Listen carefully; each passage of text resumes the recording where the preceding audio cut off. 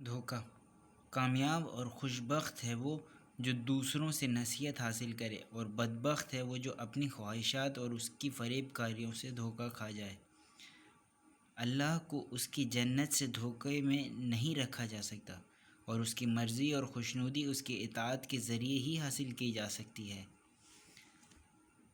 اللہ یہ تعصب انگیز تکبر اور جاہلیت کا فخر، بلا شبہ یہ وہی کینہ و برائی کی پرورش گاہ ہے اور شیطانی وسواس کی آماج گاہ ہے، جس نے گزشتہ امتوں اور خالی صدیوں کو دھوکہ دیا تھا۔ دنیا سے بچو، کیونکہ یہ نہایت غدار، فریب کار اور دھوکے باز ہے۔ دھوکہ دھڑی سے کام نہ لو، کیونکہ یہ ایک مذموم عادت ہے۔ اس بات سے بچو کہ عیوب و غریبی پر معمولی سا پردہ تمہیں غرور کے دھوکے میں مبتلا کر دے، یا ختم ہو جانے والی کسی حقیر شے پر تمہاری مسرت تمہارے قدم ڈگمگا دے۔ دور اندیش وہ ہے جو فریب کاروں کے فریب سے محفوظ رہے۔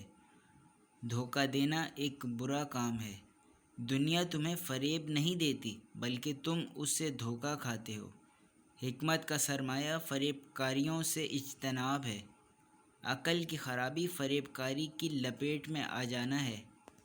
جس نے اللہ سے دھوکے بازی کی وہ خود ہی دھوکے کھا جائے گا۔ دھوکہ باز کا کوئی مذہب نہیں ہوتا۔ کبھی کبھی بڑے بڑے مرد بھی دھوکہ کھا جاتے ہیں۔